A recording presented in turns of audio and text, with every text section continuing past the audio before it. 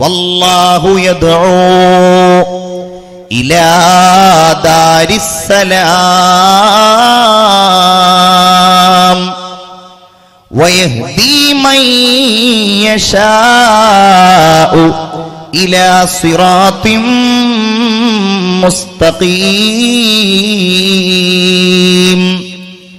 അല്ലാഹു തമ്പുരാൻ വിളിക്കുന്ന സ്വർഗലോകത്തേക്ക്, അല്ലാഹുവേ നിന്റെ വിളിക്ക് ഞാനിതാ ഉത്തരം നൽകിയിരിക്കുന്നു എന്ന കർമ്മത്തിലൂടെയുള്ള പ്രഖ്യാപനത്തിലൂടെ, അതിനു വേണ്ടിയുള്ള അധ്വാനത്തിലൂടെ, പരിശ്രമത്തിലൂടെ നാം മുന്നോട്ട് പോവുകയാണെങ്കിൽ അത് തന്നെയാണ് നമ്മുടെ ഏറ്റവും വലിയ വിജയം. പക്ഷേ നമുക്ക് ഈ മജ്‌ലിസിൽ ഇരുന്ന് ചിന്തിക്കാം, അല്ലാഹുവിന്റെ പ്രീതി കാംക്ഷിച്ചുകൊണ്ട് മദ്രസക്ക് വേണ്ടി സ്വതക്ക നൽകിയവർ നമ്മൾ, പടച്ചവന് വേണ്ടി ഇവിടെ വന്നിരിക്കുന്ന നമ്മൾ, ഒന്ന് ആത്മാർത്ഥമായി ചിന്തിച്ചു നോക്കൂ, ആ സ്വർഗം നേടിയെടുക്കാൻ യോഗ്യതയുള്ളവരാണോ?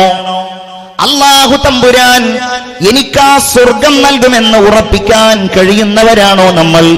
ആ സ്വർഗത്തിന് വേണ്ടിയുള്ള അധ്വാനങ്ങൾ നമ്മുടെ ഭാഗത്ത് നിന്നുണ്ടായിട്ടുണ്ടോ?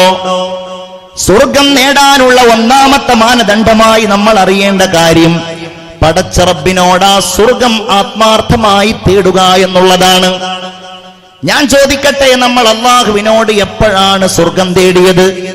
പടച്ചവനെ നിന്റെ സ്വർഗം, സാധാരണ നമ്മൾ അല്ലാഹു തമ്പുരാൻ നമുക്കൊരു പക്ഷേ കഴിവുകേടുകൾ നൽകുമ്പോ, നമുക്ക് ദാരിദ്ര്യം നൽകുമ്പോ, നമ്മൾ മറ്റുള്ളവരോട് പണം കടം ചോദിക്കാറുണ്ടല്ലോ, ആ ചോദിക്കുന്നയാളോട് എത്ര ദയനീയമായിട്ടാണ് നമ്മൾ അപേക്ഷിക്കാറുള്ളത്. നിങ്ങൾ എനിക്കൊരു 10,000 രൂപ കടം തരണം, ഞാൻ വലിയ പ്രയാസത്തിലാണ്, വലിയ കഷ്ടപ്പാടിലാണ്. നമ്മുടെ മുഖവും നമ്മുടെ സംസാരവും നമ്മുടെ ഭാവങ്ങളുമെല്ലാം എത്രമേൽ ദയനീയമായിരിക്കുമെന്ന് നിങ്ങൾക്കറിയാമല്ലോ. എന്നാൽ അങ്ങനെയുള്ള ദയനീയാവസ്ഥയുടെ മാനസികമായ ഏറ്റവും ദുർബലമായ സാഹചര്യത്തിലൂടെ നമ്മൾ അല്ലാഹുവിനോട് പടച്ചവനെ നിന്റെ സ്വർഗം നീ എനിക്ക് നൽകണമെന്ന് ആത്മാർത്ഥമായി നമ്മൾ ചോദിക്കാറുണ്ടോ? എന്നാൽ അത് ചോദിക്കാനാണ്, അത് തേടാനാണ് അല്ലാഹു തമ്പുരാൻ നിരന്തരമായി നമ്മോട് ആഹ്വാനം ചെയ്തിട്ടുള്ളത്. സ്വർഗം തേടുക. ഹബീബായ മുഹമ്മദ് മുസ്തഫ സല്ലല്ലാഹു അലൈഹി വസല്ലം സ്വർഗം തേടാൻ വേണ്ടി നമ്മോട് ആഹ്വാനം ചെയ്തിട്ടുണ്ട്. പരിശുദ്ധമായ ദീനിന്റെ ഏറ്റവും വലിയ പ്രത്യേകതയായി നമ്മൾ മനസ്സിലാക്കുന്ന ഒരു കാര്യം, എന്തെല്ലാം കാര്യങ്ങൾ അല്ലാഹു നമ്മോട് പറഞ്ഞിട്ടുണ്ടോ അത് സ്വർഗം തേടാനും നേടാനും ആവശ്യമായതാണ്. ഒന്നും നമ്മൾ വെറുതെ ചെയ്യേണ്ടതില്ല. എന്ത് നമ്മൾ ചെയ്താലും അതിന് നമുക്ക് കൂലിയുണ്ട്. ഒരാളോട് വെറുതെ ഒന്ന് ചിരിച്ചാൽ, ഒരാളോട് വെറുതെ ഒന്ന് സലാം പറഞ്ഞാൽ, ഒരാൾക്ക് നമ്മൾ സലാം പറഞ്ഞിട്ടൊന്ന് കൈ കൊടുത്താൽ, വീട്ടിൽ പോയിട്ട് നമ്മുടെ ഉമ്മയുടെ മുഖത്തേക്കൊന്ന് നമ്മൾ നോക്കിയാൽ, നമ്മുടെ പ്രിയപ്പെട്ട ഭർത്താവിന് നമ്മളൊരു ഗ്ലാസ് ചായ ഉണ്ടാക്കി കൊടുത്താൽ, നമ്മുടെ അയൽവാസിയുടെ രോഗാവസ്ഥയിൽ നമ്മൾ അദ്ദേഹത്തെ പോയി ഒന്ന് സന്ദർശിച്ചാൽ, നമ്മൾ ഒരാൾ മരണപ്പെട്ടുവെന്ന് കേട്ടപ്പോ ആ മയ്യിത്തിന്റെ പിന്നാലെ നമ്മളൊന്ന് നടന്നു പോയാൽ, ഇങ്ങനെ എന്തെല്ലാം കാര്യങ്ങളുണ്ടോ, ഇതൊന്നും നമ്മൾ വെറുതെ ചെയ്യേണ്ടതില്ല. വല്ലാഹു യദ്ഉ ഇലാ ദാരിസ്സലാം.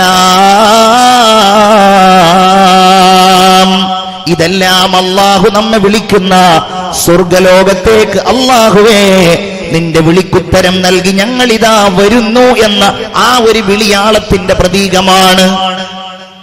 അല്ലാഹുവിന്റെ ഹബീബ് സയ്യിദുനാ മുഹമ്മദ് മുസ്തഫ സല്ലല്ലാഹു അലൈഹി വസല്ലമ തങ്ങൾ ഒരിക്കൽ ഒരു അഅറാബിയായ മനുഷ്യനെ തന്റെ വീട്ടിലേക്ക് സൽക്കാരത്തിന് വേണ്ടി ക്ഷണിച്ചു. പ്രവാചകർക്കൊരു സ്വഭാവം ഉണ്ടായിരുന്നു. ഒരു അഅറാബി പ്രവാചകനെ തന്റെ വീട്ടിലേക്ക് സൽക്കാരത്തിന് വേണ്ടി ക്ഷണിച്ചു. മുഹമ്മദുർ റസൂലിനൊരു സ്വഭാവം ഉണ്ടായിരുന്നു. ആരെങ്കിലും റസൂലുള്ളാഹിക്ക് വല്ലതും അങ്ങോട്ട് ചെയ്തു കൊടുത്താൽ പകരമായി അതിനേക്കാൾ ഉത്തമമായതോ അതിന് സമാനമായതോ ആയ ഒരു നന്മ അള്ളാഹുവിന്റെ റസൂല് പകരം ചെയ്തു കൊടുക്കുമായിരുന്നു. നന്ദികേട് അവിടുന്ന് കാണിച്ചിരുന്നില്ല. ഒരാൾ റസൂലുള്ളാഹിക്ക് ഈന്തപ്പഴം കൊടുത്താൽ പകരം അള്ളാഹുവിന്റെ റസൂല് കാരക്ക കൊടുക്കുമായിരുന്നു. പരിശുദ്ധ പ്രവാചകനോട് ഒരാൾ കൈ കൊടുത്താൽ മറ്റേയാള് കൈ വലിക്കുന്നത് വരെ അള്ളാഹുവിന്റെ റസൂല് തന്റെ കൈ വലിക്കുമായിരുന്നില്ല. അള്ളാഹുവിന്റെ ഹബീബ് ഒരാള് എന്താണോ ഒരാള് നബി തിരുമേനിക്ക് നൽകുന്നത് അതിനേക്കാൾ അപ്പുറമായത് നൽകിക്കൊണ്ടയാളെ സന്തോഷിപ്പിക്കുമായിരുന്നു. നമ്മെപ്പോലെ കിട്ടിയത് പോരാ, നൽകിയത് പോരാ, അവൻ തന്നത് കണ്ടില്ലേ. ഞാൻ നിങ്ങളോട് പറയാണ്, അത് ഒരു കാര്യവുമായും ബന്ധപ്പെട്ട് നമുക്കുണ്ടാകരുത്. നേരത്തെ മുഹമ്മദ് അലി ഖാസിം ഇവിടെ പറഞ്ഞു 5 രൂപ മുതൽ 5 ലക്ഷം രൂപ വരെ ഈ മദ്രസക്ക് തന്നിട്ടുണ്ട് എന്ന്. 5 രൂപ തന്നയാളെ അവൻ കണ്ടോ അവൻ 5 രൂപയാണ് തന്നിരിക്കുന്നത് എന്ന് പറയാൻ നമുക്ക് അർഹതയില്ല. 500 തന്നയാളെ കണ്ടോ ഇവൻ 5 ലക്ഷം തരാൻ കഴിവുണ്ടായിട്ട് ഇവൻ മദ്രസ ഉണ്ടാക്കാൻ 500 തന്നത് എന്ന് പറയാൻ നമുക്ക് അർഹതയില്ല. നമ്മളത് സ്വീകരിക്കുന്നു, നമ്മൾ അവരെ പ്രലോഭിപ്പിക്കുന്നു, സ്വതക്ക തരാൻ നമ്മൾ അവരെ പ്രചോദിപ്പിക്കുന്നു എന്നതല്ലാതെ അവരുടെ സ്വതക്കയെ സംബന്ധിച്ച് വിലയിരുത്തുവാനോ നന്ദികേടിന്റെ വർത്തമാനം പറയാനോ, അത് ഉമ്മയാണ് മക്കൾ തന്നതിനെ കുറിച്ചാണെങ്കിലും ഉപ്പമാരാണെങ്കിലും ഭർത്താവാണെങ്കിലും ഭാര്യയാണെങ്കിലും തന്നതിനോട് നന്ദിപൂർവം സംസാരിക്കുക എന്നതാണ് പ്രവാചകന്റെ മാതൃക സല്ലല്ലാഹു അലൈഹി വസല്ലം. ഈ അഅറാബിയായ മനുഷ്യൻ അള്ളാഹുവിന്റെ ഹബീബിനോട് അള്ളാഹുവിന്റെ ഹബീബിന് സൽക്കാരം കൊടുത്ത് സന്തോഷിപ്പിച്ചപ്പോൾ പ്രവാചകൻ ചോദിച്ചു, സഹോദരാ, നിങ്ങൾക്ക് ഞാൻ പകരമായി എന്താണ് ചെയ്തു തരേണ്ടത്? ഇയാള് പറഞ്ഞു, യാ റസൂലല്ലാഹ്, എന്റെ വീട്ടിൽ ഞങ്ങൾക്ക് പാല് കുടിക്കാൻ ആവശ്യമായ ആടുകളില്ല നബിയെ, ഞങ്ങൾക്ക് കുറച്ച് ആടുകൾ ഉണ്ടാകാൻ അങ്ങ് അള്ളാഹുവിനോട് ദുആ ചെയ്യണേ. അള്ളാന്റെ റസൂല് പറഞ്ഞു, അതല്ലാത്ത മറ്റു വല്ലതും താങ്കൾ ചോദിക്കുക. അപ്പോൾ ഇയാൾ പറഞ്ഞു, യാ റസൂലല്ലാഹ്, ഞങ്ങളുടെ വീട്ടിലുള്ളവർക്ക് യാത്ര ചെയ്യാൻ ആവശ്യമായ ഒട്ടകങ്ങൾ ഞങ്ങൾക്കില്ല നബിയേ, അതുകൊണ്ട് കുറച്ച് ഒട്ടകങ്ങൾ ഉണ്ടാകാൻ അങ്ങ് അള്ളാഹുവിനോട് ദുആ ചെയ്യണേ. അള്ളാന്റെ റസൂല് പറഞ്ഞു, സഹോദരാ, താങ്കൾ എന്ത് തേട്ടമാണ് ഈ തേടുന്നത്? താങ്കൾക്ക് എന്നോട് ചോദിച്ചുകൂടായിരുന്നോ? ബഹുമാനപ്പെട്ട കലീമുല്ലാഹി മൂസ അലൈഹിസ്സലാത്തു വസ്സലാമിനോട് ബനൂ ഇസ്രായേലിലെ വൃദ്ധയായ സ്ത്രീ ചോദിച്ച ചോദ്യം താങ്കൾക്ക് എന്നോട് ചോദിച്ചുകൂടായിരുന്നോ? അള്ളാഹുവിന്റെ റസൂലിനോട് സ്വഹാബത്തുൽ കിറാം ചോദിക്കുകയാണ്, യാ റസൂലല്ലാഹ്, അതെന്താണ്? ബനൂ ഇസ്രായേലിലെ വൃദ്ധയായ സ്ത്രീ മൂസ അലൈഹിസ്സലാമിനോട് ചോദിക്കുകയുണ്ടായത്. പ്രവാചകർ പറഞ്ഞു കൊടുക്കുകയാണ്, മൂസ നബി അലൈഹിസ്സലാം ഈജിപ്തിൽ ഇസ്രായേലരുമായി കഴിഞ്ഞുകൂടുമ്പോൾ അവരുമായി രക്ഷപ്പെട്ട് കൻആനിലേക്ക് അഥവാ ഫലസ്തീനിലേക്ക് പോരാൻ മഹാനായ മൂസ നബി താല്പര്യപ്പെടുകയാണ്. പക്ഷേ എങ്ങനെ പരിശ്രമിച്ചിട്ടും വഴി എളുപ്പമാകുന്നില്ല. എന്തെങ്കിലും തടസ്സമുണ്ടാകുമ്പോൾ മൂസ അലൈഹിസ്സലാം ബനൂ ഇസ്രായേലിലെ പണ്ഡിതന്മാരും പ്രവാചകന്മാരുമായിട്ടൊരു ചർച്ച നടത്തി. അവരെല്ലാവരും ഇതിനെക്കുറിച്ച് ഒരുപാട് സംസാരിച്ച ശേഷം അവർ പറഞ്ഞത്, മൂസാ നബിയേ, നമുക്ക് രക്ഷപ്പെടാൻ കഴിയാത്തതിന്റെ കാരണം മറ്റൊന്നുമല്ല, നമ്മൾ ഈ ഈജിപ്തിലേക്ക് വരാനുള്ള കാരണക്കാരനായിരുന്നല്ലോ ബഹുമാനപ്പെട്ട സയ്യിദുനാ യൂസുഫ് നബി അലൈഹിസ്സലാം. ആ യൂസുഫ് നബി അലൈഹിസ്സലാം വഫാത്തായത് ഈജിപ്തിലാണ്. ഈജിപ്തിൽ ബഹുമാനപ്പെട്ടവർ വഫാത്താകുന്നതിന്റെ മുമ്പ് തന്റെ കൂടെയുള്ളവരോട് ബഹുമാനപ്പെട്ടവർ ഒരു വസിയത്ത് ചെയ്തിട്ടുണ്ടായിരുന്നു. നിങ്ങൾ എന്നെങ്കിലും ഈ ഈജിപ്തിൽ നിന്ന് നമ്മുടെ ജന്മനാടായ കൻആനിലേക്ക് പോകുമ്പോ, ഫലസ്തീനിലേക്ക് പോകുമ്പോ നിങ്ങൾ എന്നെ കൂടെ കൊണ്ടുപോകണേ. ഞാൻ മരിച്ചിട്ടുണ്ട് എങ്കിൽ നിങ്ങൾ എന്റെ മയ്യത്തുമായിട്ട് പോകണേ. അതിനാർക്കാണ് യൂസുഫ് നബിയുടെ മയ്യത്ത് എവിടെയാണ് എന്നറിയുക? ഒടുവിൽ അവർ പറഞ്ഞു, നമുക്കിടയിൽ ഒരു വൃദ്ധയുണ്ടല്ലോ, ആ വൃദ്ധയോട് കാര്യങ്ങൾ അന്വേഷിക്കാം. ആ വൃദ്ധയുടെ അടുക്കലേക്ക് മൂസാ നബിയും പരിവാരങ്ങളും ചെന്നപ്പോൾ ആ വൃദ്ധക്ക് ഒരൊറ്റ ഡിമാൻഡേ ഉണ്ടായിരുന്നുള്ളൂ, അവർക്കൊരൊറ്റ സംസാരമേ ഉണ്ടായിരുന്നുള്ളൂ. ഞാൻ നിങ്ങളോട് പറയട്ടെ, നമുക്കിടയിലും അങ്ങനെയുള്ളവരുണ്ടാകും, ആ ഒരു മോഹമുള്ളവരുണ്ടാകും. സ്വർഗത്തെക്കുറിച്ച് പറഞ്ഞപ്പോഴാണ് മുൻഗാമികളായ നമ്മുടെ ഉമ്മമാരും വല്യമ്മമാരും അന്ന് ഈ മദ്രസ ഉണ്ടാക്കാൻ അവരുടെ കാതിലെ കമ്മലുകൾ പൊട്ടിച്ചെടുത്തു കൊടുത്തത്, അവരുടെ വളകൾ ഊരിക്കൊടുത്തത്, അവരുടെ സ്വർണ്ണാഭരണങ്ങൾ സ്വതക്ക നൽകിയത്.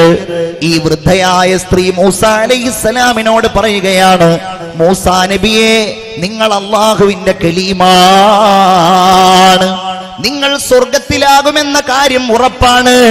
നിങ്ങളെ അല്ലാഹു സ്വർഗത്തിലേക്ക് കൊണ്ടുപോകുമ്പോ ഒന്നുമല്ലാത്ത വൃദ്ധയായ എനിക്ക് യാതൊരു പ്രതീക്ഷയുമില്ല.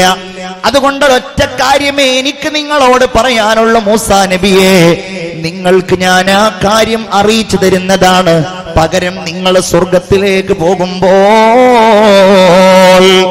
നിങ്ങൾ എന്നെ കൂടെ കൊണ്ടുപോകണേ, നിങ്ങളോടൊപ്പം സ്വർഗത്തിൽ ഞാനും ഉണ്ടാകുമെന്ന കാര്യം നിങ്ങൾ എനിക്ക് ഉറപ്പ് നൽകണേ.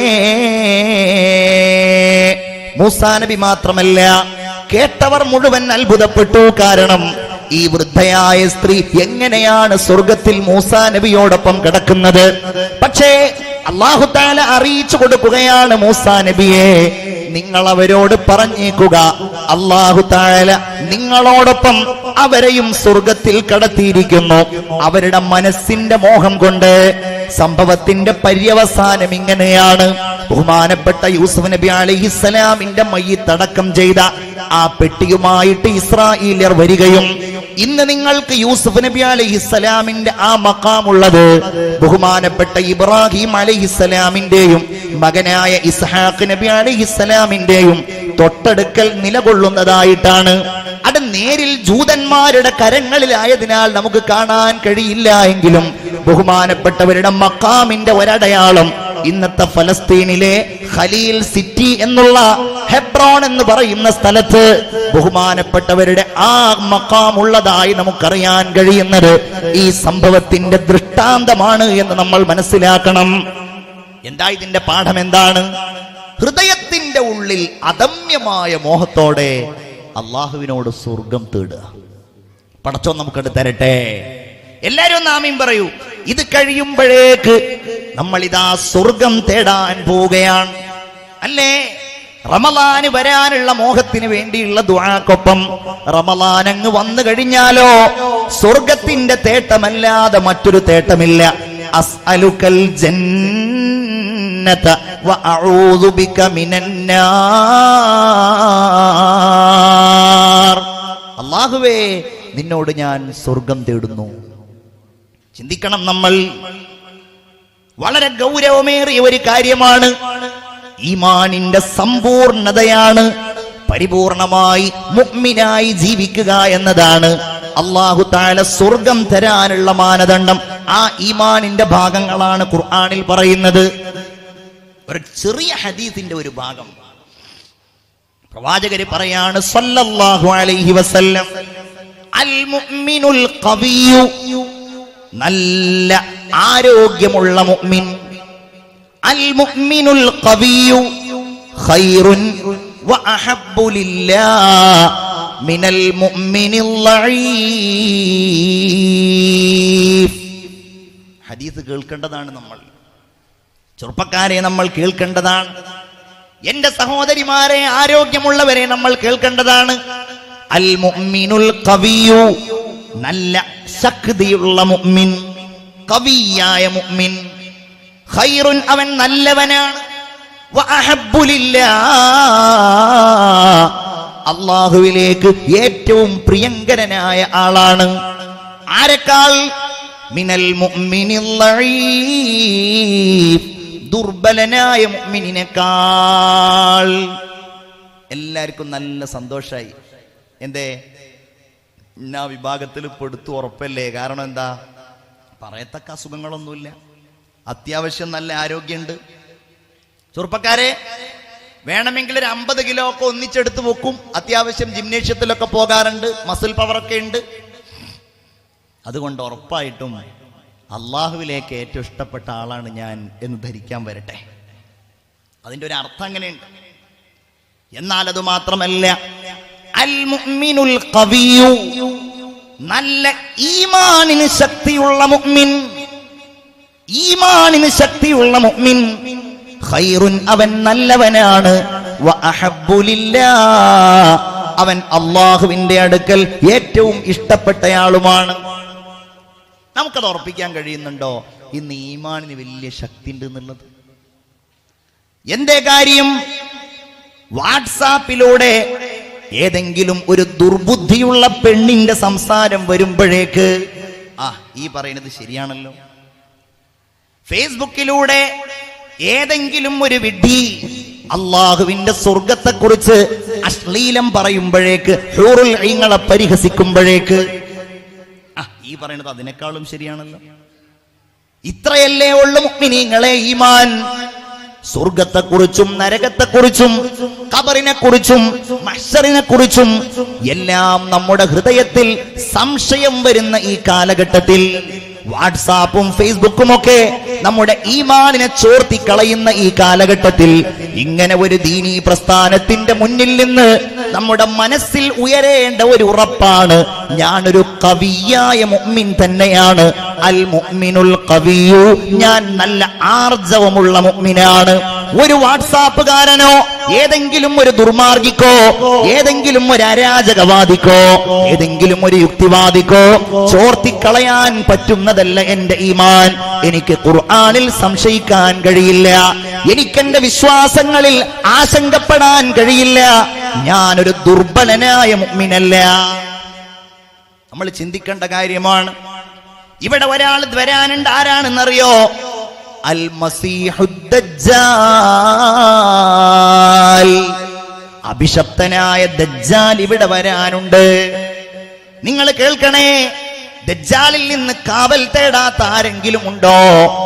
മാമിൻ നബിയിൻ, ഒരു പ്രവാചകനുമില്ല. ബഹുമാനപ്പെട്ട നൂഹ് നബി അലൈഹിസ്സലാമിന് ശേഷം വന്ന ഒരു പ്രവാചകനുമില്ല.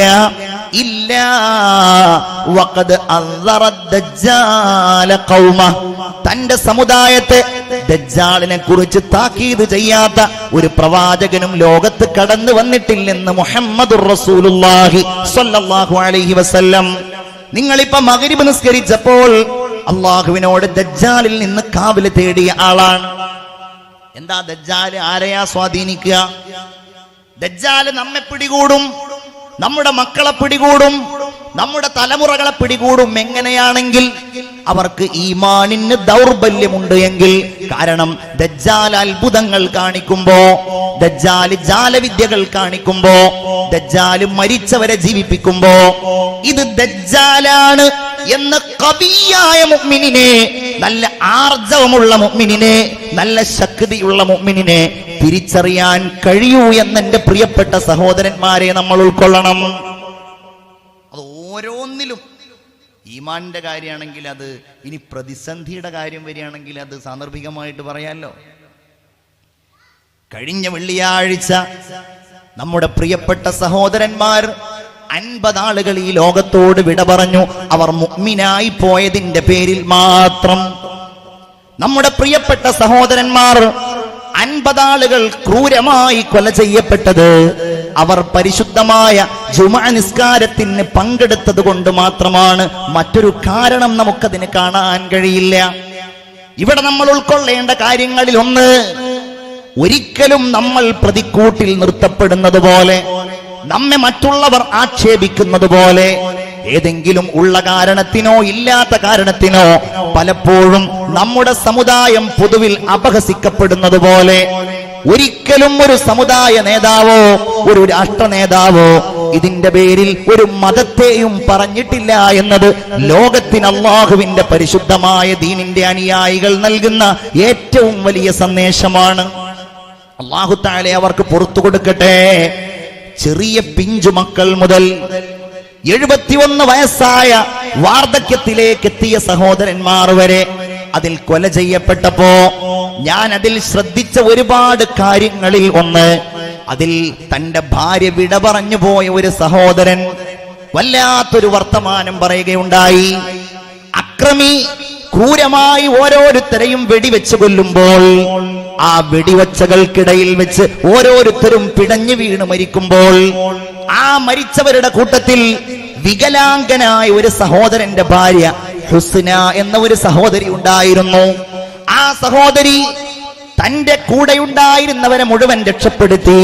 തന്റെ വികലാംഗനായ ഭർത്താവ് എവിടെയാണെന്നറിയാൻ പള്ളിയുടെ അകത്തേക്ക് വന്നപ്പോഴാണ് ഹുസ്ന അക്രമിയുടെ ക്രൂരമായ വെടിയുണ്ടകൾക്ക് വിധേയരാകുന്നത്. പക്ഷേ ഈ സഹോദരൻ പറഞ്ഞ ഒരു കാര്യം, എനിക്ക് ആ അക്രമിയോട് വെറുപ്പില്ല, എനിക്കയാളോട് വിദ്വേഷമില്ല, ഞാൻ അയാളെ ആക്ഷേപിക്കുന്നില്ല, ഞാൻ അയാളെ കണ്ടാൽ ഞാൻ ആലിംഗനം ചെയ്യും. അയാളുടെ ഏതെങ്കിലും മാനസികമായ സമ്മർദ്ദങ്ങൾക്കനുസൃതമായിട്ടാകാം അത് ചെയ്തത് എന്ന് പറയാൻ മാത്രം വിശാലമായ ഒരു മനസ്സ് ഒരു മുഅ്മിനായ മനുഷ്യനുണ്ടാകുന്നത് എങ്ങനെയാണ്?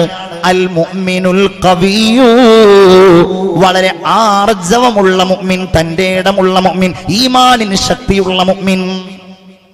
മഹാനായ സയ്യിദുനാ ത്വൽഹ റളിയല്ലാഹു അൻഹു പറയുകയാണ്, ജാബിർ ഇബ്നു അബ്ദുല്ലാഹി റളിയല്ലാഹു അൻഹു പറയുന്നത് ഞാൻ കേട്ടു. ഒരിക്കൽ ബഹുമാനപ്പെട്ട ജാബിർ റളിയല്ലാഹു അൻഹു റസൂലുള്ളാഹിയുടെ മുമ്പിലേക്ക് ചെന്നപ്പോൾ റസൂൽ ചോദിച്ചു, ജാബിറേ മാലി അറാക മുൻകസിറാ, എന്താണ് നീ ആകെ തകർന്നിരിക്കുന്നുവല്ലോ, നീ ആകെ ദുർബലനായിരിക്കുന്നുവല്ലോ, എന്താണ് സംഭവിച്ചത് ജാബിറേ, എന്താണ് നിനക്ക് പറ്റിയത് ജാബിറേ?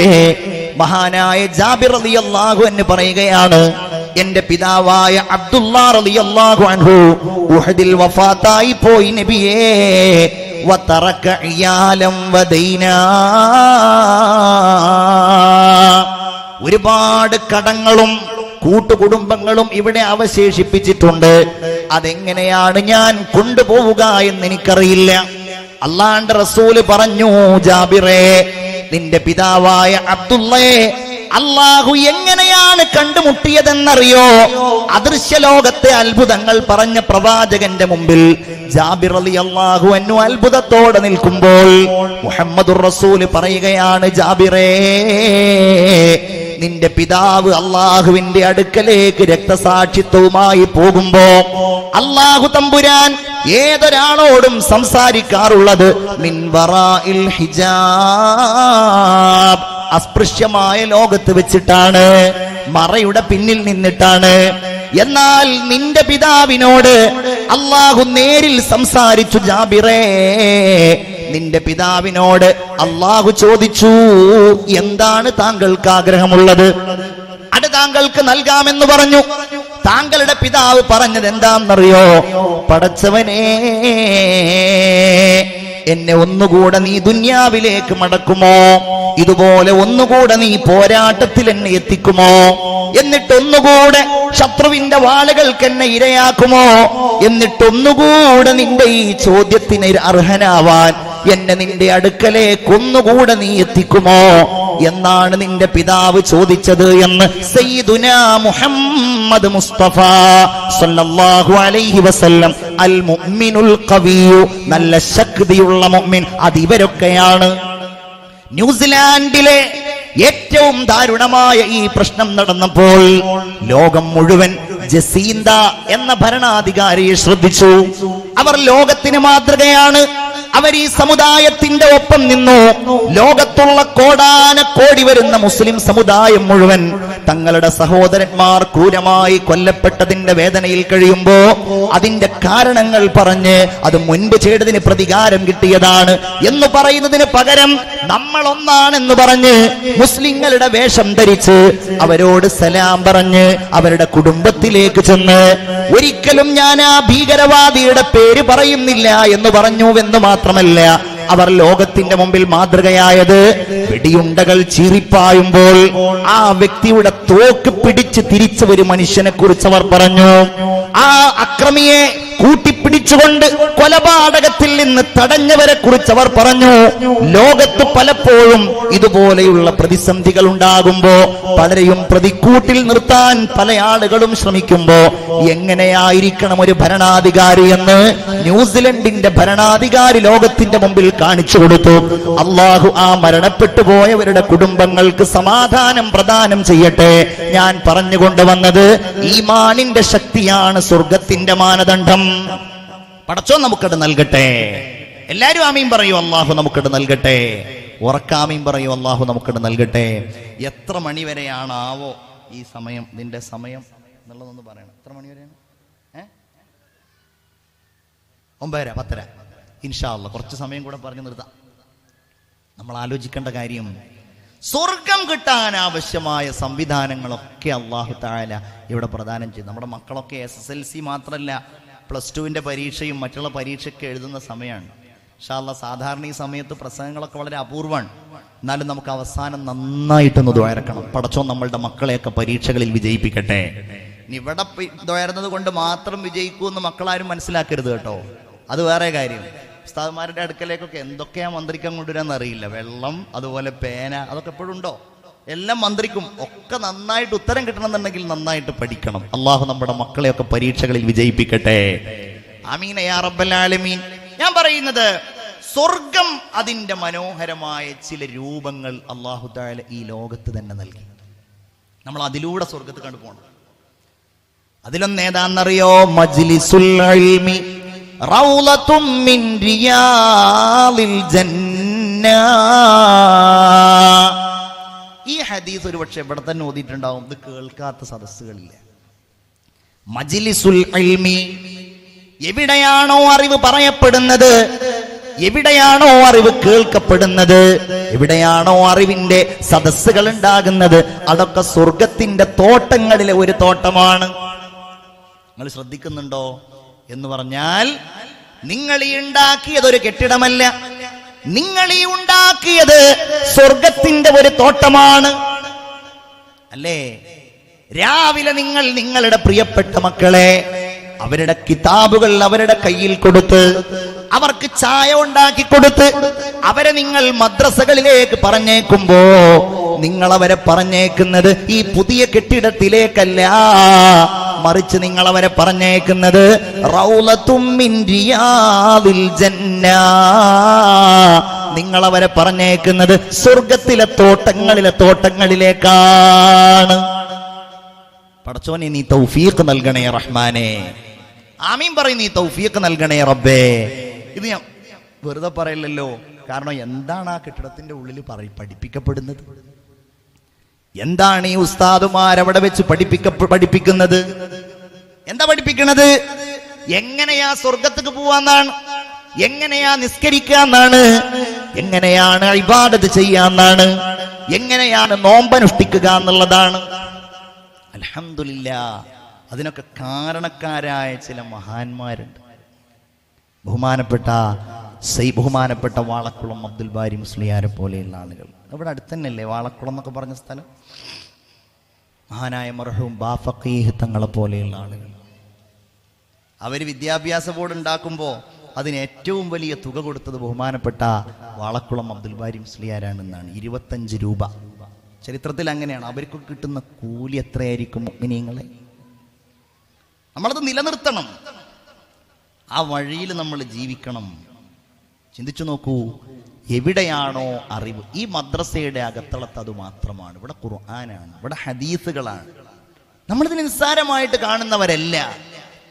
അത് നമ്മുടെ വീടുകളിലാണെങ്കിലും ആ വീടിന്റെ അകത്തളം മജ്ലിസുൽ ഇൽമി റൗളത്തും മിൻ റിയാദിൽ ജന്നയാണ്. അങ്ങനെയാണ്. മജ്ലിസുൽ ഇൽമി റൗളത്തും മിൻ റിയാദിൽ ജന്ന. വീട്ടിലേക്ക് പോയാൽ ആ വീട്ടിൽ ഇങ്ങനെ മൊബൈൽ ഫോണുകളിൽ കളിച്ച് ഇങ്ങനെ ഇരിക്കുകയാണെങ്കിൽ അവിടെ റൗളത്തും മിൻ റിയാദിൽ ജന്ന ഇല്ല. ഇന്നത്തെ ഏറ്റവും വലിയ പ്രശ്നം എന്താണ്?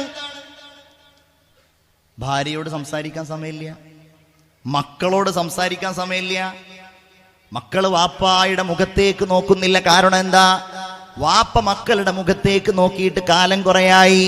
പെണ്ണുങ്ങളുടെ ഏറ്റവും വലിയ പരാതി എന്താ? നിങ്ങൾക്ക് എന്നോട് വർത്തമാനം പറയാൻ നേരമില്ലല്ലോ. എന്താ വർത്തമാനം പറയാൻ നേരമില്ലാത്തത്?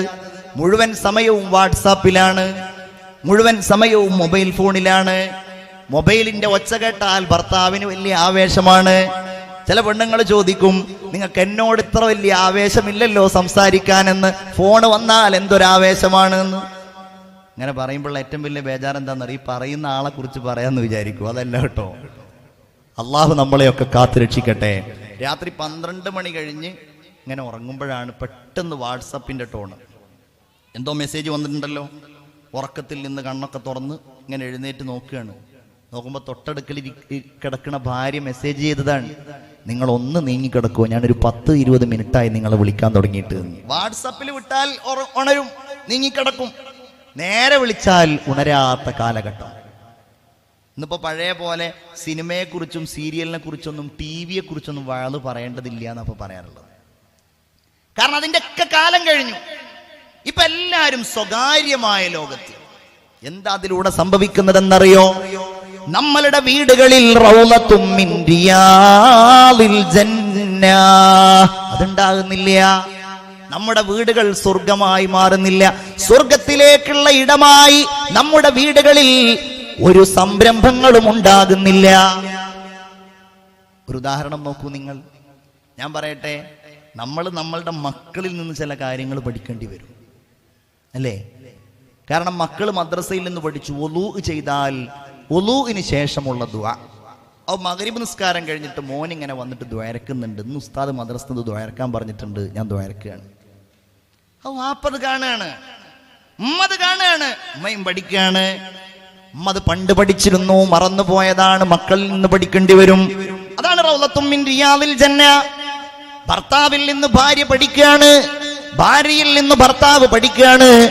അങ്ങനെ അവിടെയെല്ലാം റൗളത്തും മിൻ റിയാദിൽ ജന്ന. ഹബീബായ മുഹമ്മദുർ റസൂലുള്ളാഹി സ്വല്ലല്ലാഹു അലൈഹി വസല്ലമ തങ്ങൾ ബഹുമാനപ്പെട്ടവർ സ്വഹാബത്തുൽ കിറാമിന്റെ മുമ്പിൽ ഒരുപാട് കാര്യങ്ങൾ പഠിപ്പിച്ചു കൊടുക്കും. സ്വഹാബികൾ അത് പഠിക്കും, തങ്ങളുടെ ഭാര്യമാരോട് പോയി പറയും, അവർ പഠിക്കും, അവരെ തങ്ങളുടെ മക്കൾക്ക് പഠിപ്പിച്ചു കൊടുക്കും. അങ്ങനെ പ്രവാചകർ സ്വല്ലല്ലാഹു അലൈഹി വസല്ലമ തങ്ങൾ ഒരിക്കൽ അവിടുന്ന് പഠിപ്പിച്ചു മനോഹരമായ ഒരു പ്രാർത്ഥന. നിങ്ങൾക്ക് എന്തെങ്കിലും ഒരു പ്രയാസം വന്നാൽ, നിങ്ങൾക്കൊരു മുസീബത്ത് വന്നാൽ, നിങ്ങൾ അല്ലാഹുവിനോട് ഇങ്ങനെ ദുആ ചെയ്യണേ. എങ്ങനെ ദുആ ചെയ്യണേ? അല്ലാഹുമ്മ അജിർനി ഫീ മുസീബതി വ അഖ്ലിഫ് ലീ ഖൈറൻ മിൻഹാ. അല്ലാഹുവേ, ഈ വിപത്തിൽ എനിക്ക് നീ കാവൽ നൽകണം. ഇതിനേക്കാൾ ഉത്തമമായ ഒരവസ്ഥയെ എനിക്ക് നീ നൽകുകയും വേണം. ഇങ്ങനെ നിങ്ങൾക്കൊരു ബുദ്ധിമുട്ടുണ്ടായാൽ നിങ്ങളതിൽ പരിതപിക്കുകയല്ല, നിങ്ങളതിൽ അല്ലാഹുവിനെ സംശയിക്കുകയല്ല, നിങ്ങളതിൽ ആരെങ്കിലും ശപിക്കുകയല്ല. നിങ്ങൾ ഇങ്ങനെ ദുആ ചെയ്യണമെന്ന് ഹബീബായ പ്രവാചകർ സ്വല്ലല്ലാഹു അലൈഹി വസല്ലമ തങ്ങൾ സ്വഹാബികളോട് പഠിപ്പിച്ചു കൊടുത്തു. സ്വഹാബികളുടെ കൂട്ടത്തിൽ മുഹമ്മദുർ റസൂലിന്റെ പ്രിയങ്കരനായ സ്വഹാബിയാണ് ബഹുമാനപ്പെട്ട സയ്യിദുനാ ബഹുമാനപ്പെട്ട പ്രവാചകർ സ്വല്ലല്ലാഹു അലൈഹി വസല്ലമ തങ്ങളുടെ പ്രിയങ്കരനായ ഒരു സ്വഹാബി. തന്റെ വീട്ടിലേക്ക് പോയി തന്റെ പ്രിയപ്പെട്ട ഭാര്യക്ക് അബൂ സലമ റളിയല്ലാഹു അൻഹു, സ്വഹാബികളുടെ കൂട്ടത്തിൽ ഉണ്ടായിരുന്ന അബൂ സലമ റളിയല്ലാഹു അൻഹു തന്റെ വീട്ടിലേക്ക് പോയി തന്റെ ഭാര്യയായ ഉമ്മു സലമയോട് പറഞ്ഞു, പെണ്ണേ, ഇന്ന് പ്രവാചകൻ ഇങ്ങനെ ഒരു ദുആ പഠിപ്പിച്ചിട്ടുണ്ട്. ആ ദുആയുടെ രൂപം ഇങ്ങനെയാണ്: നിങ്ങൾക്കൊരു വിപത്ത് വന്നാൽ, നിങ്ങൾക്കൊരു പ്രയാസം വന്നാൽ, നിങ്ങൾ ഇങ്ങനെ അല്ലാഹുവിനോട് ദുആ ചെയ്യണേ. അങ്ങനെ ആ ദുആ അവരങ്ങ് പഠിച്ചു. അങ്ങനെയാ വേണ്ടത്. നിങ്ങളൊന്ന് പോയി പണി നോക്കിയാണ് ഈ നേരത്തെ നേരത്തെ ഒരു ദുആ പഠിപ്പിക്കുക എന്ന് ചോദിക്കാതെ അവരതങ്ങ് പഠിച്ചെടുത്തു. കാലം മുന്നോട്ട് നീങ്ങിയപ്പോൾ ബഹുമാനപ്പെട്ട പ്രവാചകർ സ്വല്ലല്ലാഹു അലൈഹി വസല്ലമ തങ്ങളെയും സ്വഹാബികളെയും വല്ലാതെ ദുഃഖഭരിതമാക്കിക്കൊണ്ട് അബൂ സലമ ലോകത്തോട് വിട പറഞ്ഞു.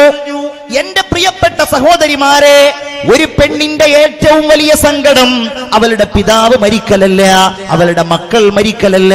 ഒരു പെണ്ണിനെ സംബന്ധിച്ചിടത്തോളം അവരുടെ യൗവനത്തിൽ അവരുടെ ഭർത്താവ് വിട പറയുക എന്നത് അവരുടെ ജീവിതത്തിലെ ഏറ്റവും വലിയ പ്രതിസന്ധിയാണ്. തന്റെ താങ്ങായ ആൾ, തന്റെ തണലായ ആൾ, തന്റെ രാവുകളെ പകലാക്കിയ ആൾ, എല്ലാ സങ്കടങ്ങളിലും തനിക്ക് സാന്ത്വനമേകുന്നയാൾ ലോകത്തോട് വിട പറയുന്നത് ഒരു പെണ്ണിന്റെ ഏറ്റവും വലിയ പരീക്ഷണമാണ്. അങ്ങനെയുള്ള പരീക്ഷണങ്ങളൊക്കെ നേരിട്ട ഉമ്മമാരിവിടെ ഉണ്ടാകും. അങ്ങനെ നേരിട്ട ഉമ്മമാരുടെ മക്കൾ ഇവിടെ ഇരിക്കുന്നില്ലേ? ഞാൻ എത്രയോ ആളുകളെ കണ്ടിട്ടുണ്ട്. അങ്ങനെ നമ്മളുടെയൊക്കെ നാടുകളിൽ എത്രയോ ആളുകളുണ്ട്. നമ്മളുടെ ഉമ്മമാരൊക്കെ വീട്ടിൽ ഭക്ഷണം ഉണ്ടാക്കുമ്പോ ആ സമയത്ത് പാടത്ത് പണിക്ക് പോകുന്നവർ. വിനീതനായ ഞാനൊരു സ്ഥലത്ത് പ്രസംഗത്തിന് വേണ്ടി പോയപ്പോ ഒരു ചെറുപ്പക്കാരൻ അയാളുടെ വീട്ടിലേക്ക് എന്നെ കൂട്ടിക്കൊണ്ടുപോയി. ഞാൻ പോയപ്പോ ആ സഹോദരന്റെ വീട്ടിൽ അയാളുടെ ഉമ്മയുണ്ട്, വയോവൃദ്ധയായ ഉമ്മ. ആ ഉമ്മയുടെ കഴുത്തിൽ നിറയെ ആഭരണങ്ങൾ, ആ ഉമ്മയുടെ കൈകളിൽ നിറയെ വളകൾ. അതൊക്കെ ഇങ്ങനെ കാണുന്ന ഒരു വളരെ വൃദ്ധയായ ഒരു ഉമ്മ. പക്ഷേ സാധാരണ സ്ത്രീകളെക്കാൾ സ്വർണ്ണാഭരണങ്ങളുണ്ട്. അങ്ങനെ ഞാൻ ആ ഉമ്മ എന്നോട് എന്തോ പറഞ്ഞ് ദുആ ചെയ്യാനൊക്കെ പറഞ്ഞവർ അകത്തേക്ക് പോയി. ആ സഹോദരൻ അയാളുടെ കഥ എന്നോട് പറയാണ്.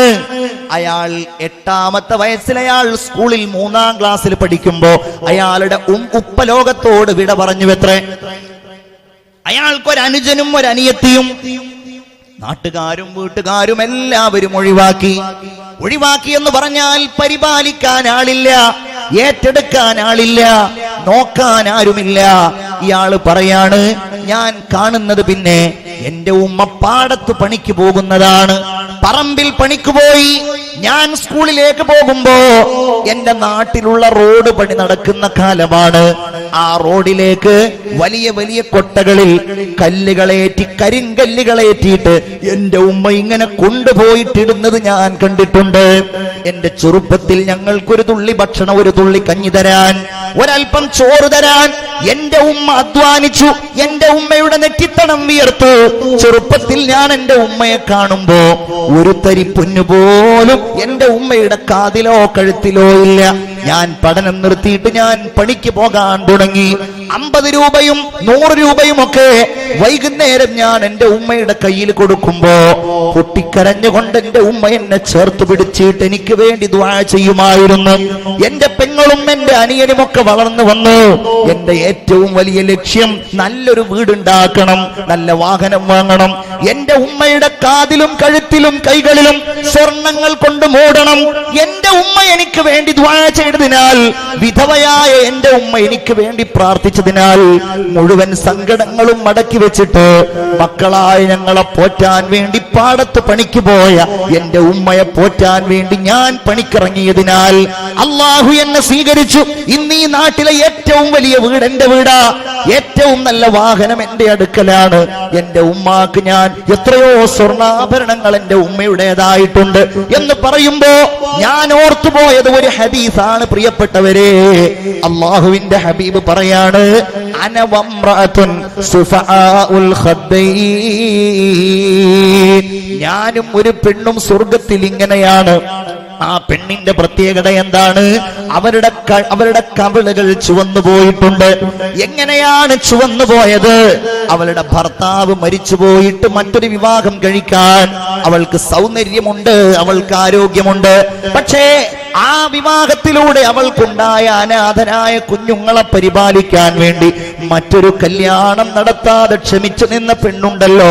ഞാനും അവരും സ്വർഗത്തിൽ ഇങ്ങനെയാണെന്ന് ലോകത്തിന്റെ മുത്തേ നബി മുഹമ്മദ് മുസ്തഫ സല്ലല്ലാഹു അലൈഹി വസല്ലം ഇവിടെ ഇരിക്കുന്നുണ്ടാകും. അങ്ങനെയുള്ള ഉമ്മമാരുടെ മക്കൾ, അങ്ങനെയുള്ള പ്രിയപ്പെട്ടവരുടെ മക്കൾ ഞാൻ പറഞ്ഞുകൊണ്ടുവന്നത് ബഹുമാനപ്പെട്ട സയ്യിദുനാ അബൂ സലമ റളിയല്ലാഹു അൻഹു ലോകത്തോട് വിട പറഞ്ഞപ്പോൾ ഉമ്മു സലമക്ക് സങ്കടമായി, സ്വഹാബികൾക്ക് സങ്കടമായി.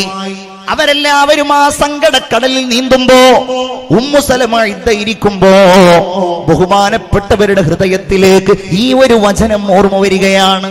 ഏത് വചനം? നിങ്ങൾക്ക് എന്തെങ്കിലും ഒരു പ്രയാസമുണ്ടായാൽ നിങ്ങൾ അല്ലാഹുവിനോട് ഇങ്ങനെ ദ്വാരക്കണേ. എങ്ങനെ? അല്ലാഹുമ്മ അജിർനി ഫീ മുസീബതി, പടച്ചോനെ ഈ ഒരു വിപത്തിൽ എനിക്ക് നീ കാവല് താ.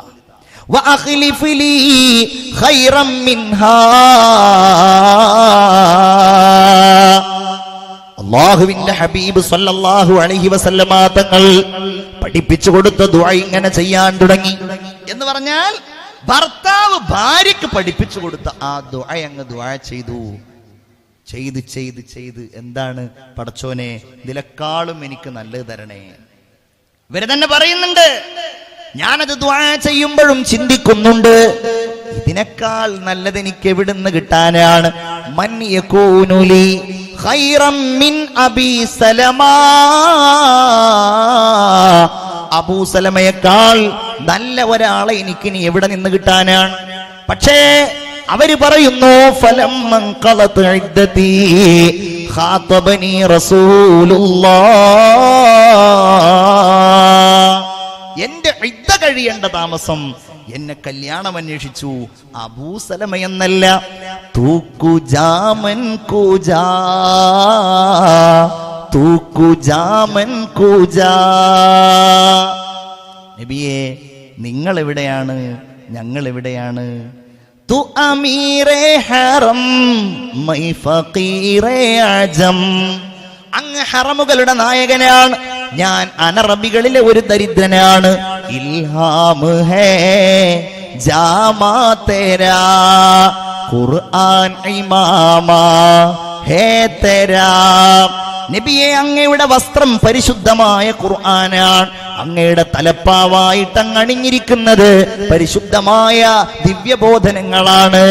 മിമ്പർ തേരാ അർശേ ബരി യാ റഹ്മത്തൽ ലിൽ ആലമീൻ.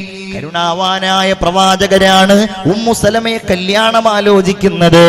ലോകത്തുള്ള മുഴുവൻ ആളുകളുടെയും ഉമ്മയായി, ഉമ്മുൽ മുഅ്മിനീനായി ഉമ്മു സലമ വാഴ്ത്തപ്പെടുകയാണ്.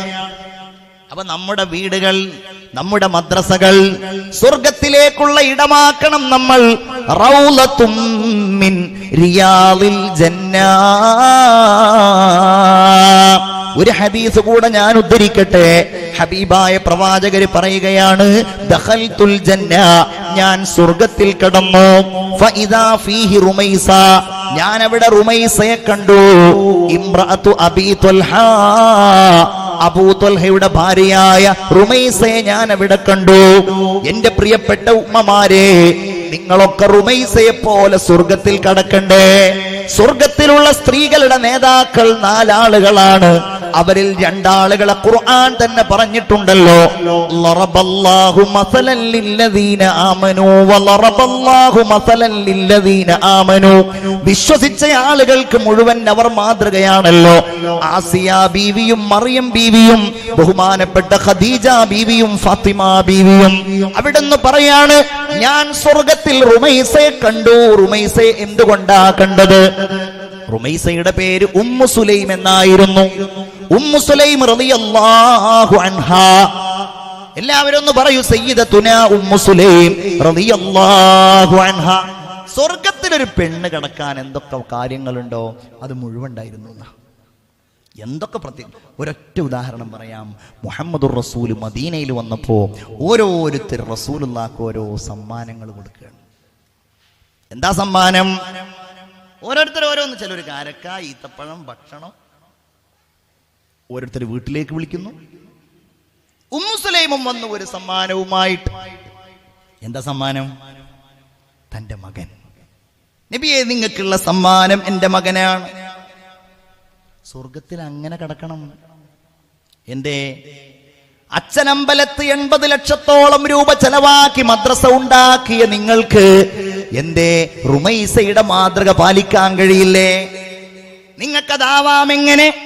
കൃത്യമായി നിങ്ങളുടെ മക്കളെ നിങ്ങൾ മദ്രസയിലേക്ക് പറഞ്ഞേക്കുമ്പോ, ഭൗതികമായ താല്പര്യങ്ങൾ നിങ്ങൾ ഒഴിവാക്കുമ്പോ, ആ മദ്രസയിലേക്ക് മക്കളെ പറഞ്ഞേച്ചിട്ട് അവരുടെ ഖുർആൻ പാരായണവും ഇബാദത്തുകളും നിങ്ങൾ ശ്രദ്ധിക്കുമ്പോ, അത് റുമൈസ ബീവി ചെയ്തതിന്റെ ഒരു രൂപമാണ്. തന്റെ മകനായ അനസ് ബിൻ മാലിക്കിനെ കയ്യിൽ പിടിച്ചിട്ട്, നബിയെ, ഇത് നിങ്ങൾക്കുള്ളതാണ്. അള്ളാഹുവേ, എന്റെ മോൻ നിനക്ക് ഇബാദത്ത് ചെയ്യുന്നയാളാണ്. അതിൽ കുറച്ചും കൂടെ അപ്പുറത്തുണ്ട്. അതാരാണ്? ഞാൻ എൻ്റെ കാര്യം പറയല്ല. 10ാമത്തെ വയസ്സിലാണ് ദാറുൽ ഹുദയിലേക്ക് എന്നെ കൊണ്ടുപോകുന്നത്. ഇപ്പം എൻ്റെ മോന് 9 വയസ്സായി, 5ാം ക്ലാസ്സിലാണ്. ഞാൻ എന്ന് പറയാൻ തുടങ്ങിയതാണെന്നറിയോ? പക്ഷേ വീട്ടുകാർക്ക് എന്തൊരു സങ്കടമാണ്. വീട്ടിലുള്ളവരത് പറയുമ്പോൾ ദേഷ്യപ്പെടും. അയ്യോ, ഇത്ര ചെറുപ്പത്തിലോ? അപ്പൊ ഞാന് പിന്നെ പല സ്ഥലങ്ങളിലും പോകുമ്പോൾ അവിടുത്തെ കുട്ടികൾ, നമ്മൾ പഠിപ്പിക്കുന്ന നമ്മളുടെ കുട്ടികൾ, ഞാൻ ദാറുൽ ഹുദയുടെ ഒരു സ്ഥാപനത്തിൽ പിന്നെ ഉസ്താദാണ്. അപ്പൊ അവിടെ ചെല്ലുന്ന സമയത്ത് കുട്ടികളെ കാണുമ്പോൾ കുട്ടികളുടെ അമ്മമാരും വാപ്പാരൊക്കെ പറയുമ്പോൾ ഞാൻ അങ്ങനെ ചിന്തിക്കും, പടച്ചോനെ, നമ്മളുടെ അമ്മക്ക് ഈ ജാതി പ്രശ്നങ്ങളൊന്നും ഉണ്ടായില്ലല്ലോ. ഞാനും 10ാമത്തെ വയസ്സിൽ പോയതല്ലേ, 5ാം ക്ലാസ് കഴിഞ്ഞിട്ട് പോയതല്ലേ, ഒരു പ്രശ്നം ഉണ്ടായിരുന്നില്ലല്ലോ. ഒരിക്കൽ ഞാൻ അമ്മാനോട് ചോദിച്ചു, അമ്മ, നിങ്ങൾക്ക് നമ്മളോട് ഒരു സ്നേഹം ഉണ്ടായിരുന്നില്ലല്ലോ, അതെന്താണ് അങ്ങനെ പറയണത്? അല്ലേ, ഞാൻ പോകുന്നതിനെ പറ്റി നിങ്ങൾക്ക് യാതൊരു പരാതി. കാരണം നമ്മൾ പോയിട്ട് ദാറുൽ ഹുദയിൽ പോയിട്ട് ഓരോ ലീവിനും പേരിൽ ഞാൻ ഞങ്ങോട്ട് പോകുന്നില്ലേ എന്ന് പറഞ്ഞിട്ടാണ്. ഓരോ ലീവിനും വരും. നിങ്ങളൊക്കെ പഠിപ്പിക്കുന്ന ഈ മക്കളോടൊക്കെ ചോദിച്ചറിയും, ഞാൻ അങ്ങോട്ട് പോകുന്നില്ലയോ എന്ന് പറഞ്ഞ് കരയും. അപ്പം മാടമൊക്കെ ഓരോ പ്രസംഗങ്ങൾ, ഓരോ വർത്തമാനങ്ങൾ ഉണ്ടാവും. നീ ഈ മാസം കൂടെ പോ, അടുത്ത കൊല്ലം കൂടെ പോ. അപ്പൊ പിന്നെ അത് പറഞ്ഞപ്പോഴാണ് ഉമ്മ പറയണത്, ആരാ പറഞ്ഞത്? നീ അങ്ങ് പോയാൽ, നീ ഇവിടെ നിന്ന് പോകുമ്പോൾ വാതിലിന്റെ അപ്പുറത്ത് നിന്നിട്ട് ഉമ്മാക്ക് ഒരു കരച്ചിലുണ്ടാവും, നമ്മളത് കാണൂല. ഈ ഉസ്താദുമാരുടെ ഒക്കെ കഥ അതാണ്. ഇവിടെ ഇരിക്കുന്ന മുതഅല്ലിമീങ്ങളെ, നിങ്ങളുടെ ഉമ്മമാരുടെ വാതിലിന്റെ പിന്നിൽ നിന്ന് അടക്കിപ്പിടിച്ച തേങ്ങൽ നിങ്ങൾ കണ്ടിട്ടില്ല. അത് നിങ്ങൾക്ക് കാണണമെങ്കിൽ നിങ്ങൾക്ക് മക്കളുണ്ടായിട്ട് അവർ പോകുമ്പോൾ നിങ്ങളുടെ ഭാര്യ കരയുന്നത് നിങ്ങളൊന്ന് കാണണം. അപ്പോഴാണത് കാണുക. ഉമ്മമാരാ കരച്ചിൽ നമ്മളെ കാണിച്ചില്ല. അതുകൊണ്ട് അൽഹംദുലില്ലാ നമ്മൾ ഇങ്ങനെ ഈ സമുദായത്തോട് സംസാരിക്കുന്നു, ദീനിന്റെ ഖിദ്മത്തുകളിൽ ഏർപ്പെടുന്നു. അങ്ങനെയാണ് അവര് ചെയ്ത പണി. എന്താ? അവർ ഈ റുമൈസ ബീവി ചെയ്തതല്ലേ ചെയ്തത്?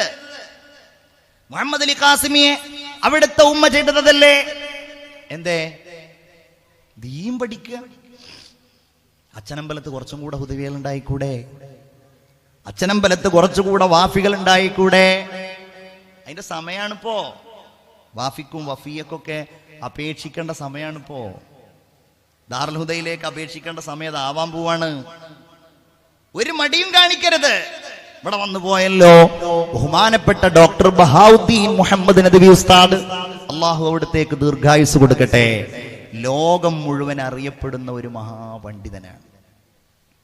പക്ഷേ ഉസ്താദ് അതേതെങ്കിലും രീതിയിലുള്ള ആരെങ്കിലും പറഞ്ഞോ മറ്റുള്ളവരെ കൊണ്ട് പറയിച്ചോ ഉണ്ടാക്കിയെടുത്ത ഒരു നേട്ടമല്ല.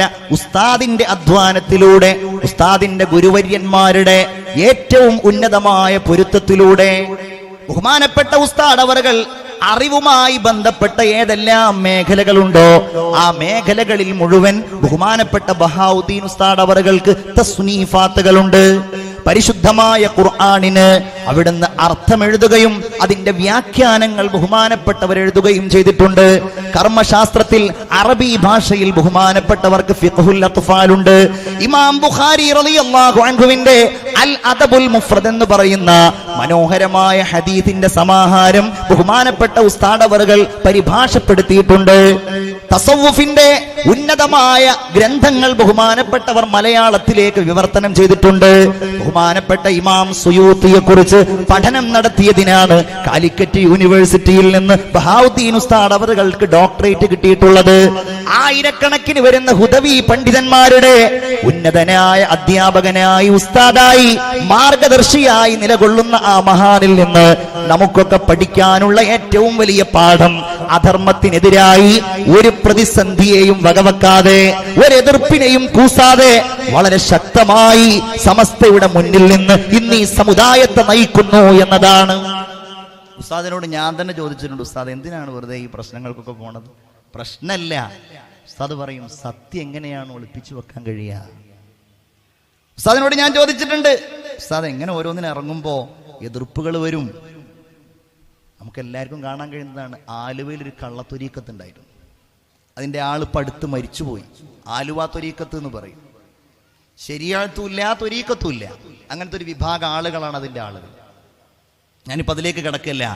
അതിനെതിരായി അത് തെറ്റാണെന്ന് ആർജവത്തോടെ പറയാൻ ഈ സമുദായത്തിൽ ആദ്യമായി തന്റെ നാവ് ഉപയോഗിച്ചത് ഞങ്ങളുടെ അഭിവന്ദ്യനായ ഗുരുവര്യരായിരുന്നു. അങ്ങനെ ഓരോ കാര്യങ്ങളും പിൽക്കാലത്ത് കേരളത്തിൽ വിവാദമായ ഒട്ടനേകം സംഗതികൾ ബഹുമാന്യരായ ബഹാവുദ്ദീൻ ഉസ്താദിന്റെ ഈ കാലഘട്ടത്തിലെ ആ മാർഗദർശനത്തിലൂടെ പഠിപ്പിക്കപ്പെടുന്ന ദാറുൽ ഹുദയിലേക്ക് പോകാനുള്ള സമയമാണ്. വാഫി കോഴ്സിലേക്ക് പോകാനുള്ള സമയമാണ്. അവിടേക്കൊക്കെ മക്കളെ സമർപ്പിക്കുന്നവരുണ്ടല്ലോ. മറ്റൊന്നുമല്ല, അവര് ചെയ്യുന്ന പണി എന്താണ്? ബഹുമാനപ്പെട്ട ഉമ്മു സുലൈം തന്റെ പ്രിയപ്പെട്ട മകനെ അള്ളാഹുവിന്റെ ഹബീബിന് സമ്മാനിച്ചതാണ്. ഹബീബായ പ്രവാചകന് 10 വർഷക്കാലം ഖിദ്മത്ത് ചെയ്യാൻ ബഹുമാനപ്പെട്ട അനസ് ഇബ്നു മാലിക് റളിയല്ലാഹു അൻഹുവിന് സാധ്യമായി. ചിന്തിച്ചു നോക്കൂ നിങ്ങൾ. അതാണ് സ്വർഗത്തിൽ ഞാൻ റുമൈസയെ കണ്ടു. സ്വർഗത്തിൽ ഞാൻ ഒരു കാൽപാദത്തിന്റെ ശബ്ദം കേട്ടു. ഞാൻ നോക്കി, ആരാണത്? ഫഇദാ ഹുവ ബിലാൽ.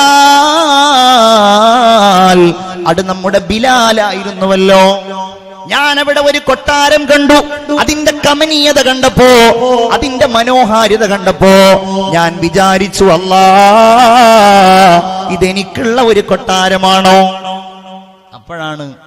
അപ്പോഴാണ് അവിടെ വെച്ചൊരു വിളംബരം, ഇത് നിങ്ങൾക്കുള്ള കൊട്ടാരല്ല നബിയെ, ഹാദാ ഖസ്റുൽ ഉമറ, ഇത് ഉമറിനുള്ള കൊട്ടാരമാണ്. ഉമർ റളിയല്ലാഹു അൻഹു വെച്ച് ഇങ്ങനെ പറയാണ്, ഫതദക്കറതു ഗീറതക യാ ഉമർ, നിങ്ങളുടെ സമ്മതമില്ലാതെ ആ കൊട്ടാരത്തിലേക്ക് കടന്നാൽ നിങ്ങൾക്ക് എന്നോട് ദേഷ്യമാകുമോ എന്ന് ഞാൻ വിചാരിച്ചു പോയി. അതുകൊണ്ട് ഞാൻ ആ കൊട്ടാരത്തിലേക്ക് കടക്കാതെ തിരിച്ചു പോന്നുവെന്ന് മുഹമ്മദുർ റസൂലുള്ളാഹി സ്വല്ലല്ലാഹു അലൈഹി വസല്ലം. ഉമർ റളിയല്ലാഹു അൻഹു സ്വർഗ്ഗത്തിന്റെ അവകാശി അല്ലാതിരിക്കുവോ? എല്ലാ യോഗ്യതയും നേടിയല്ലോ സ്വർഗത്തിന്റെ അവകാശിയാവാൻ. ഈമാനിന്റെ ശക്തി, ഇഖ്ലാസിന്റെ ശക്തി. ഞാൻ ഇനി അതിലേക്കൊന്നും കടക്കുന്നില്ല. ചുരുക്കത്തില് ഈ നന്മകളിലൂടെ നമ്മൾ ആഗ്രഹിക്കേണ്ടത് ആ സ്വർഗം മാത്രമാണ്. എല്ലാ നേട്ടങ്ങളും നേടിക്കഴിഞ്ഞിട്ട് സ്വർഗം ഉണ്ടാക്കുക എന്നുള്ളത് നടക്കൂല. ഞാൻ ഈ അടുത്ത് കേട്ടൊരു പാട്ടുണ്ട്, ആവതുണ്ടാകും കാലം അല്ലലില്ലാത്ത നേരം അല്ലാനെ ഓർക്കുവാനായി ധരിക്കല്ലേ നിന്റെ ഇല്ലായ്മയെല്ലാം നീങ്ങി ഇല്ലം ഉഷാറിൽ പൊങ്ങി അല്ലാനെ ഓർക്കുവാനായി ധരിക്കല്ലേ. വല്ലാത്ത വരികളാണത്.